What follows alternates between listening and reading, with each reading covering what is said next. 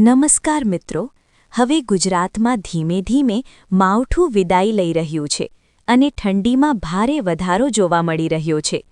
અત્યારે ગુજરાતમાં સૌથી વધુ ઠંડી કચ્છના નલિયામાં જોવા મળી રહી છે, જ્યાં મિત્રો અત્યારે 9 ડિગ્રી તાપમાન જોવા મળી રહ્યું છે, જે સમગ્ર ગુજરાતમાં સૌથી નીચું તાપમાન નોંધાયું છે. હવે આગામી દિવસોમાં ગુજરાતમાં હવામાન કેવું રહેશે, કયા વિસ્તારોમાં ભારે કડકડતી ઠંડી પડશે અને હવે ગુજરાતમાં દરિયાકાંઠાના વિસ્તારો અને બાકીના જિલ્લાઓમાં કેવું પવન ફૂંકાશે અને કેવી ઠંડી પડશે તે અંગેના તમામ હવામાન સમાચારોની વાત આજના આ વિડીયોમાં આપણે કરીશું. જો મિત્રો તમને અમારો આ વિડીયો પસંદ આવે તો વિડીયોને એક લાઇક તમારી જરૂર કરી દેજો અને અમારી આ હવામાન ખાતાની YouTube ચેનલને સબસ્ક્રાઇબ જરૂરથી કરી દેજો. મિત્રો, જો વાત કરીએ તો ઉત્તર ભારતના પર્વતીય વિસ્તારોમાં ભારે વંટોળ જોવા મળી રહ્યું છે, જેના કારણે ભારે પવન ફૂંકાઈ રહ્યો છે. મિત્રો, હાલ ગુજરાત ઉપર કોઈ માવઠાનો ખતરો જોવા મળતો નથી. અત્યારે ગુજરાતનું વાતાવરણ શાંત જોવા મળી રહ્યું છે. આજે હવામાન વિભાગે આગાહી કરતા જણાવ્યું છે કે 30 જાન્યુઆરીથી 5 ફેબ્રુઆરી સુધી ગુજરાતમાં ભારે કડકડતી ઠંડી અને પવન ફૂંકાઈ શકે છે. હાલ મિત્રો, જે ઉત્તર ભારતમાં હવાનું વંટોળ જોવા મળી રહ્યું છે તે આગળ આવીને ગુજરાત પર ટકરાશે તો ભારે ઠંડી અને તોફાની પવન ફૂંકાવાની સંભાવના છે. હાલ મિત્રો, આ વંટોળ ગુજરાતથી થોડું દૂર છે, પરંતુ મિત્રો આ ભારે તોફાની વંટોળને કારણે ગુજરાતના સરહદી વિસ્તારોમાં અત્યારે ભારે તોફાની પવન જોવા મળી રહ્યો છે અને આગામી 5 ફેબ્રુઆરી સુધી ભારે ઠંડી જોવા મળી શકે છે. અને આ વંટોળના કારણે દરિયાકાંઠાના વિસ્તારોમાં હળવો વરસાદ પણ પડી શકે છે. મિત્રો, થોડા દિવસો પહેલા કેરળના દરિયાકિનારે ભારે વાવાઝોડું સક્રિય થયું હતું, જે હવે દરિયામાં આગળ વધીને ભારતથી દૂર ગયું છે, જેના કારણે હવે ગુજરાત ઉપર દક્ષિણ દિશામાંથી કોઈ ખતરો જોવા મળતો નથી. અત્યારે મિત્રો, મધ્ય ભારતમાં જે હવાનું વંટોળ જોવા મળી રહ્યું છે, જેના કારણે આગામી દિવસોમાં ભારે પવન ફૂંકાવાની શક્યતા છે. અને મિત્રો, આ ભારે પવનની સાથે હવે ગુજરાતમાં ઠંડીમાં પણ જોરદાર વધારો થવાની સંભાવના છે.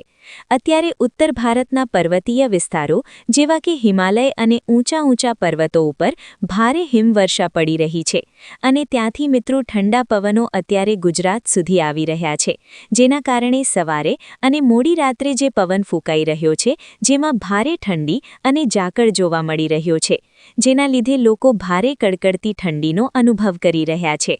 મિત્રો, ત્યાર પછી આજે સવારે હવામાન વિભાગે જે આજની નવી આગાહી કરી છે તેના ઉપર એક નજર કરીએ તો મિત્રો, ગુજરાતમાં ફરી એકવાર કડકડતી ઠંડી સાથે વાતાવરણમાં એક મોટો પલટો જોવા મળી રહ્યો છે.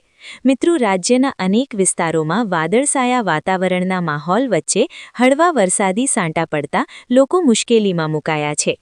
વેસ્ટર્ન ડિસ્ટર્બન્સ સક્રિય થવાને કારણે ઉત્તર ભારતના રાજ્યોમાં ભારે હિમવર્ષા અને વરસાદ પડી રહ્યો છે, જેની સીધી અસર હવે ગુજરાતના તાપમાન ઉપર જોવા મળી રહી છે. હવામાન નિષ્ણાત અંબાલાલ પટેલે આગાહી કરી છે કે આગામી 2 થી 3 દિવસ રાજ્યમાં કડકડતી ઠંડી પડશે. અંબાલાલ પટેલના જણાવ્યા મુજબ ઉત્તર ગુજરાતમાં ઠંડીનો સૌથી વધુ પ્રકોપ જોવા મળી શકે છે. મજબૂત વેસ્ટર્ન ડિસ્ટર્બન્સને કારણે ભર શિયાળે માવઠું થવાની પણ શક્યતા જોવા મળી રહી છે. બનાસકાંઠામાં લઘુત્તમ તાપમાન 4 ડિગ્રી સુધી ગગડી શકે છે, જે ચિંતાનો વિષય છે. પાટણ અને મહેસાણા જેવા શહેરોમાં પણ પારો 8 ડિગ્રીની આસપાસ રહેવાની શક્યતા છે. મિત્રો, હવામાન વિભાગે 27 જાન્યુઆરી માટે રાજ્યમાં યલો એલર્ટ જાહેર કર્યું છે.